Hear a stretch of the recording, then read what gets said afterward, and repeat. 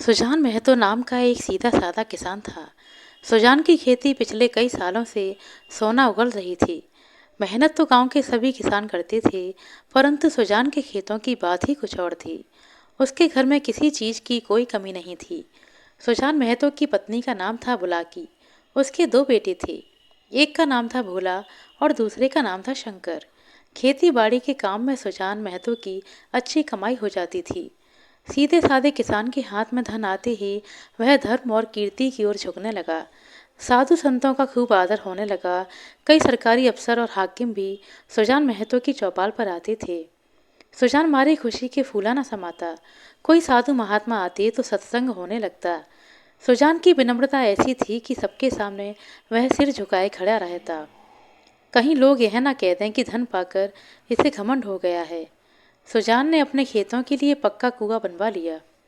जो काम गांव में किसी ने ना किया था, वह सुजान ने कर दिखाया। एक दिन गांव में गया तीर्थ स्थान के कुछ यात्री आकर ठहरे। सुजान के द्वार पर उनका भोजन बना। सुजान के मन में भी गया जाने की बहुत दिनों से इच्छा थी। यह अच्छा अवसर देखकर वह भी चलने को तैयार हो गया। उसकी स्त्री बुलाकी ने कहा, अभी रहने दो, अगले साल चलेंगे। सुजान ने गंभीर भाव से कहा, अगले साल क्या होगा कौन जानता है। धर्म के काम में मीन मेख निकालना अच्छा नहीं होता है। जिंदगी का क्या भरोसा। बुलाकी ने गंभीर स्वर में कहा, हाथ खाली हो जाएगा। तो सुजान ने कहा, भगवान की इच्छा होगी तो फिर रुपए हो जाएंगे, उनके यहाँ किस बात की कमी है। बुलाकी इसका क्या जवाब देती। अगली ही सुबह दोनों गया के लिए निकल गए। वहां पर उन्होंने अपना तीर्थ पूरा किया। वहां से लौटे तो यज्ञ और ब्राह्मण भोज की तैयारी शुरू हुई। सारी बिरादरी को निमंत्रण दिया गया। चारों ओर वाह वाह मच गई। इसके बाद तो सुजान महतो मानो भगत ही हो गए थे। भक्तों के आचार विचार कुछ और ही होते हैं। पूजा अर्चना करना उनके लिए अनिवार्य हो गया। सुजान को भी अब भक्तों की मर्यादा निभानी पड़ती थी। उसने कुछ लेन देन करना भी शुरू किया था, पर अब उसे ब्याज लेते हुए आत्मग्लानि सी होती थी। यहाँ तक कि गायों को धोते समय भी उसे बछड़ों का ध्यान रहता कि कहीं कोई बछड़ा भूखा ना रह जाए। अब वह झूठ और प्रपंच से कोसों दूर था। पहले उसकी चेष्टा होती थी कि मजदूरों से जितना काम लिया जा सके लो और जितनी मजदूरी कम दी जा सके दो। पर अब उसे मजदूरों के काम की कम और मजदूरी की अधिक चिंता रहती थी। कहीं बेचारे मजदूर दुखी ना हो जाएं। उसके दोनों जवान बेटे बात बात में उसको ताने कसने लगे। यहाँ तक कि बुलाकी भी अब उसे कोरा भगत ही समझने लगी थी, जिसे घर के भले बुरे से कोई फर्क नहीं पड़ता था। सुजान के हाथों से धीरे धीरे अधिकार छीने जाने लगे। किस खेत में क्या बोना है, किसको क्या देना है, किससे क्या लेना है, किस भाव चीज बिकेगी, ऐसी महत्वपूर्ण बातों में अब भगत जी की सलाह नहीं ली जाती। भगत के पास कोई भी नहीं जाता। दोनों लड़के और स्वयं बुलाकी दूर से ही मामला तय कर लिया करते। गांव भर में सुजान का मान सम्मान बढ़ता था, परंतु अब अपने घर में घटता था। उसके लड़के सत्कार तो बहुत करते थे, मगर अधिकार अब उसके हाथ में नहीं था। अब वह घर का स्वामी नहीं, मंदिर का देवता था। एक दिन बुलाकी दाल छांट रही थी, तभी एक भिखारी द्वार पर आकर चिल्लाने लगा। बुलाकी ने सोचा कि दाल छांट लूं, फिर उसे कुछ दे दूंगी। इतने में उसका लड़का भोला आकर बोला, अम्मा, एक महात्मा द्वार पर खड़ा गले फाड़ फाड़ के चिल्ला रहा है, कुछ दे दो नहीं तो वह दुखी हो जाएगा। बुलाकी ने उपेक्षा के भाव से कहा, भगत के पाँव में क्या मेहंदी लगी है? क्यों कुछ ले जाकर नहीं देते? क्या मेरे चार हाथ हैं? भोला ने कहा, उन्हें तो रहने दो, वह तो सब कुछ चौपट करने में लगे हुए हैं। दिन भर एक ना एक खुचड़ निकालते रहते हैं। 100 दफा कह दिया कि वह अब गृहस्थी के काम काज में दखल ना दें, पर इनसे तो बोले बिना रहा नहीं जाता। बुलाकी ने कहा, मैं जानती कि अगर इनका यह हाल होगा तो मैंने भगत बनने ही ना देती। भगत क्या, दीन दुखिया दोनों से गए। सारा दिन पूजा पाठ में ही उड़ जाता है। भोला बोला, ऐसे भी बूढ़े नहीं हो गए कि कोई काम ना कर सकें। बुलाकी ने आपत्ति जताते हुए कहा, भोला, यह तुम ठीक नहीं कह रहे। फावड़ा कुदाल अब उनसे नहीं चलेगा, लेकिन कुछ ना कुछ तो वह करते ही रहते हैं। बैलों को सानी पानी देना, गाय धोते और जो भी कुछ हो सकता है वह करते हैं। भिक्षुक अभी तक खड़ा खड़ा चिल्ला रहा था। सुजान भगत ने जब घर में से किसी को कुछ लाते ना देखा तो उठकर अंदर गया और कठोर स्वर में कहा, तुम लोगों को कुछ सुनाई नहीं देता। द्वार पर कोई खड़ा हुआ घंटे भर से भीख मांग रहा है। अपना काम तो दिन भर करना ही है, एक क्षण के लिए भगवान का काम भी कर लिया करो। बुलाकी ने ताना मारते हुए कहा, तुम हो तो भगवान का काम करने के लिए। सुजान ने बुलाकी की बात को अनसुना करते हुए कहा, आटा कहाँ रखा है? लाओ, मैं ही निकाल कर दे आता हूँ। बुलाकी अपना माथा पकड़कर बोली, आटा मैंने मरमर कर पीसा है, अनाज दे दो। सुजान भंडार घर में गया और एक छोटी सी टोकरी में जौ भरकर ले आया। जौ सेर भर से कम नहीं थे। सुजान जौ से भरी टोकरी को लेकर भिखारी की तरफ जा रहा था। तभी अचानक भोला ने उसके हाथों से टोकरी छीन ली और त्योरियां चढ़ाते हुए बोला, मुफ्त का माल नहीं है जो लुटाने चले हो। छाती फाड़कर काम करते हैं तब दाने घर में आते हैं। सुजान ने खिसियाकर कहा, तो मैं भी बैठा नहीं रहता हूँ। भोला बोला, भीख भीख की तरह दी जाती है, लुटाई नहीं जाती। हम तो एक समय खाकर दिन काटते हैं और पानी पीते हैं, और तुम्हें लुटाने की सूझी है। सुजान ने इसका कोई जवाब ना दिया। उसने बाहर आकर भिखारी से कह दिया, बाबा इस समय जाओ, किसी का हाथ खाली नहीं है। और सुजान खुद एक पेड़ के नीचे जाकर बैठ गया और विचार मग्न हो गया। अपने ही घर में उसका यह अनादर। अभी वह अपाहिज नहीं हुआ था, घर का कुछ ना कुछ काम करता ही था, पर उस पर भी उसका यह अनादर होता है। उसी ने घर बनाया, अब वह द्वार का कुत्ता है, पड़ा रहे और घर वालों से जो रूखा सूखा मिले खाकर पेट भरता रहे।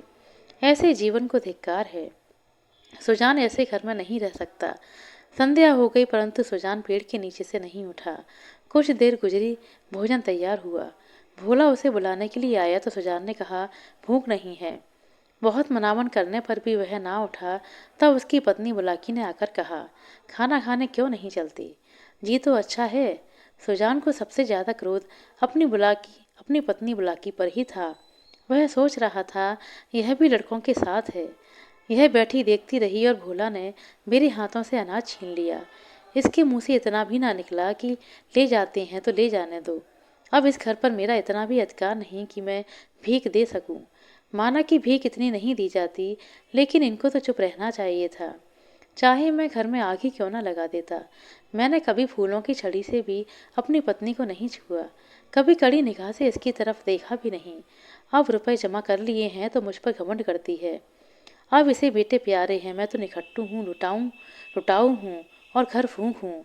सुजान बोला, मैं अब खा पी कर क्या करूँगा? हल जोतने से रहा, फावड़ा चलाने से रहा। मुझे खिलाकर दाने क्यों खराब करोगी? जाओ और अपने बेटों को खिलाओ और तुम भी खाओ। बुलाकी ने कहा, तुम तो जरा सी बात पर तुनक जाते हो। सच कहा है, बुढ़ापे में आदमी की बुद्धि मारी जाती है। भोला ने इतना ही तो कहा था कि इतनी भीख लेकर मत जाओ। सुजान ने व्यंग्यात्मक स्वर में कहा, हाँ बेचारा इतना ही तो कहकर रह गया। तुम्हें तो तब मजा आता जब वह मुझे दो चार डंडे लगा देता। क्यों, अभी यह अभिलाषा पूरी नहीं हुई तो पूरी कर लो। बुलाकी ने भी खिसियाकर कहा, तुम तो झगड़ा करने पर तुले बैठी हो, और मैं झगड़ा बचाना चाहती हूँ कि चार आदमी हंसेंगे। चलकर खाना खा लो, नहीं तो मैं जाकर सो रही हूँ। सुजान ने फिर कहा, तुम भूखी क्यों सो रही हो? तुम्हारे बेटों की तो कमाई है। हाँ, मैं बाहर का आदमी हूँ, बेटे तुम्हारे भी हैं। नहीं, मैं तो ऐसे बेटों से बाज आया, किसी और के होंगे। मेरे होते तो मेरी यह दुर्गति ना करते। बुलाकी ने कहा, मैंने सुना था कि मर्द बड़े समझदार होते हैं, पर तुम तो सबसे न्यारे हो। आदमी को चाहिए कि जैसा समय देखे वैसा काम करे। हमारा और तुम्हारा भला इसी में है कि हम नाम के मालिक बने रहें और वही करें जो लड़के चाहते हैं। मैं तो यह बात समझ गई हूँ, तुम क्यों नहीं समझते? इतने दिनों तक राज किया, अब क्यों माया के चक्कर में पड़ते हो? आधी रोटी खाओ, भगवान का भजन करो और पड़े रहो। चलो खाना खा लो। सुजान ने क्रोध में पूछा, तो अब मैं द्वार का कुत्ता हूँ? बुलाकी ने इस पर कहा, बात जो थी मैंने कह दी, अब अपने आप को चाहे जो समझो। सुजान ना उठा। बुलाकी हार कर अंदर चली गई। सुजान भगत के सामने एक नई समस्या खड़ी हो गई। वह बहुत दिनों से घर का स्वामी था और अब भी वह ऐसा ही समझता था, परंतु परिस्थितियों ने ऐसा उलटफेर किया कि उसे खबर ही ना रही। लड़के उसका सेवा सम्मान करते थे, यह बात उसे भ्रम में डाले हुई थी। अब तक जिस घर में वह राज करता था, अब उसी घर में वह पराधीन बनकर नहीं रह सकता। उसको श्रद्धा नहीं बल्कि अधिकार चाहिए था। वह इस घर पर दूसरों का अधिकार नहीं देख सकता। मंदिर का पुजारी बनकर वह नहीं रह सकता था। रात काफी हो गई तो सुजान उठकर गंडासे से बैलों को चारा काटना शुरू कर देता है। सारा गांव सो रहा था, परंतु सुजान बैलों का चारा काट रहा था। जब से सुजान ने काम छोड़ा था, हमेशा चारे के लिए हाय हाय होती रहती थी। शंकर भी काटता था, भोला भी काटता था, परंतु चारा पूरा नहीं पड़ता था। आज वह इन छोकरों को दिखाना चाहता था कि चारा कैसे काटना चाहिए। उसने सामने चारे का पहाड़ खड़ा कर दिया। अंधेरे मुंह उसकी पत्नी बुलाकी उठी तो चारे का पहाड़ देखकर दंग रह गई। बोली, क्या भोला, रात भर आज सिर्फ चारा ही काटा है क्या? इतने में भोला आंखें मलता हुआ बाहर आया। उसे भी यह ढेर देखकर आश्चर्य हुआ। माँ से बोला, क्या माँ, शंकर आज रात को ही उठ गया था? बुलाकी ने कहा, वह तो बड़ा सो रहा है। मैंने तो सोचा तुमने यह चारा काटा होगा। मैं तो सवेरे उठ नहीं पाता। दिन भर चाहे जितना मर्जी काम करवा लो, परंतु रात को मुझसे नहीं उठा जाता। बुलाकी ने आश्चर्य से काटा, तो क्या यह चारा तेरे बापू ने काटा है? भोला बोला, मालूम तो ऐसा ही होता है, रात भर सोए नहीं। मुझसे कल बड़ी भूल हुई। अरे वह तो हल लेकर जा रहे हैं अम्मा, जान देने पर उतारू हो गए हैं क्या? बुलाकी बोली, क्रोधी तो वह सदा से ही थे, अब किसी की सुनेंगे थोड़ी ही ना। भोला ने कहा, शंकर को जगा दो माँ, मैं जल्दी हाथ मुंह धोकर हल लेकर जाऊंगा। जब तक भोला हल लेकर खेत में पहुंचा, तब तक सुजान आधे से ज्यादा खेत जोत चुका था। भोला ने चुपके से अपना काम शुरू कर दिया। सुजान से कुछ बोलने की उसकी हिम्मत ना हुई। दोपहर हो गई, सभी किसानों ने हल छोड़ दिए, परंतु सुजान भगत अपने काम में मगन रहा। भोला भी अब थक चुका था, परंतु उसे अपने बापू की मेहनत देखकर हैरानी हो रही थी। आखिर डरते डरते वह बोला, बापू अब दोपहर हो गई, हल खोल दो। सुजान बोला, हाँ खोल दो, तुम बैलों को लेकर चलो, मैं डंडे फेंक कर आता हूँ। बैल खोल दिए, भोला बैलों को लेकर घर चला गया। सुजान डंडे फेंकने में लग गया। आधे घंटे बाद वह भी घर पहुंचा, मगर थकान का नाम ना था। नहा खाकर आराम करने की बजाय उसने बैलों को सहलाना शुरू कर दिया। उनकी पीठ पर हाथ फेरा और उनके पैर मले, पूंछ सहलाई। बाकी किसानों की तरह भोला भी कमर सीधी ही कर रहा था कि सुजान भगत ने फिर से हल उठाया और खेत की ओर चल दिया। दोनों बैल बड़ी ही उमंग के साथ उसके साथ साथ दौड़ चले, मानो वह स्वयं ही खेतों में पहुंचना चाहते थे। भोला ने अपने पिता को जब जाते देखा तो उसकी हिम्मत नहीं हुई, वह घर पर ही पड़ा रहा। बुलाकी ने कहा, भोला तुम्हारे बापू हल लेकर गए हैं। भोला ने कहा, जाने दो अम्मा, अब मुझसे और नहीं हो सकता। भगत के इस नए उत्साह पर गांव में चर्चाएं हुई, निकल गई सारी भक्ति। बड़ा भगत बना हुआ था, माया के पीछे फंसा हुआ है, आदमी काहे को भूत है। मगर भगत जी के द्वार पर अब फिर से साधु सन्यासियों का डेरा दिखने लगा। उनका आदर सम्मान होता। अब सुजान भगत की खेती ने सोना जो उगल दिया था। बुलाकी बखारी में अनाज रखने की जगह न मिलती थी। जिस खेत में 5 मन मुश्किल से होता था, उसी खेत में अब 10 मन की फसल हुई थी। चैत का महीना था, जगह जगह अनाज की ढेर लगे हुए थे। यही वह समय है जब किसान को थोड़ी देर के लिए अपना जीवन सफल मालूम होता है, जब गर्व से उसका हृदय उछलने लगता है। सुजान भगत टोकरों में भरकर अनाज भरकर देते थे और दोनों लड़के टोकरी लेकर घर में अनाज रख आते थे। कितने ही भिक्षुक भगत जी को घेरे हुए थे, जिनमें एक भिक्षु वह भी था जो आज से 8 महीने पहले भगत जी के द्वार से निराश लौट गया था। सहसा भगत ने उस भिक्षु से पूछा, क्यों बाबा, आज कहाँ का चक्कर लगाया है? भिक्षुक ने कहा, अभी तो कहीं नहीं गया भगत जी, पहले तुम्हारे पास ही आया हूँ। सुजान भगत ने कहा, अच्छा तुम्हारे सामने यह ढेर है, इसमें से जितना अनाज उठा सको उठा लो। भिक्षु ने आश्चर्य से ढेर को देखा और कहा, जितना अपने हाथ से उठाकर दे दो उतना ही लूँगा। सुजान ने कहा, नहीं, तुमसे जितना उठ सके उठा लो। भिक्षु के पास एक चादर थी, उसने 10 सेर अनाज उसमें भरा और उठाने लगा। संकोच के मारे और अधिक भरने का साहस ना हुआ। भगत उसके मन का भाव समझ गया और आश्वासन देते हुए बोला, बस इतना तो बच्चा भी उठा ले जाएगा। भिक्षुक ने भोला की ओर संदिग्ध नेत्रों से देखा और कहा, मेरे लिए इतना ही बहुत है। सुजान ने मुस्कुराकर कहा, नहीं, तुम सकुचाते हो और भरो। भिक्षु ने और अनाज भरा, फिर भोला की तरफ एक बार फिर से सशंक दृष्टि से देखने लगा। सुजान भगत ने फिर कहा, उसकी ओर क्या देखते हो बाबा, मैं जो कहता हूँ वह करो। जितना तुमसे उठाया जा सकता है उठा लो। भिक्षु डर रहा था कहीं उसने अनाज भर लिया और भोला ने गठरी ना उठाने दी तो कितनी बेइज्जती हो जाएगी और दूसरे भिक्षुकों को हंसने का अवसर मिल जाएगा। उसे और अनाज भरने की हिम्मत ना पड़ी। तब सुजान भगत ने चादर ली और उसमें अनाज भरा। गठरी बांधकर बोले, इसे उठा लो बाबा। भिक्षु ने कहा, इतना तो मुझसे ना उठेगा। सुजान बोला, अरे इतना भी ना उठ सकेगा, बहुत होगा तो मन भर, थोड़ा और लगाओ, देखो उठता है या नहीं। भिक्षु ने गठरी को उठाने की कोशिश भी की, पर वह भारी था, जगह से हिला नहीं। वह बोला, भगत जी, यह गठरी मुझसे ना उठेगी। सुजान भगत ने पूछा, अच्छा बताओ किस गांव में रहते हो? बड़ी दूर है भगत जी, अमोला का नाम तो आपने सुना ही होगा। अच्छा आगे आगे चलो, मैं पहुंचा दूंगा। यह कहकर सुजान भगत ने जोर लगाया और गठरी अपने सर पर उठा ली और भिक्षुक के पीछे पीछे चलने लगा। देखने वाले भगत का यह पौरुष देखकर चकित रह गए थे। उन्हें क्या मालूम था कि भगत पर इस समय कौन सा नशा था।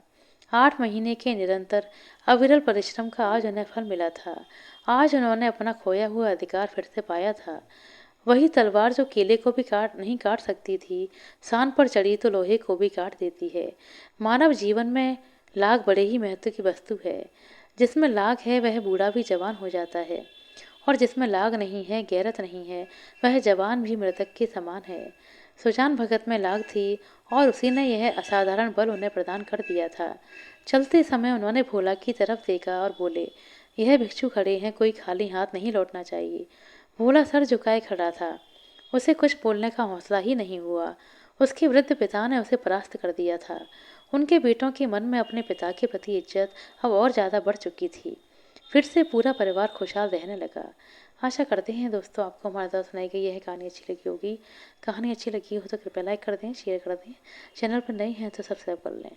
अपना कीमती समय देने के लिए बहुत बहुत धन्यवाद। मिलते हैं अगली वीडियो में, तब तक के लिए नमस्कार।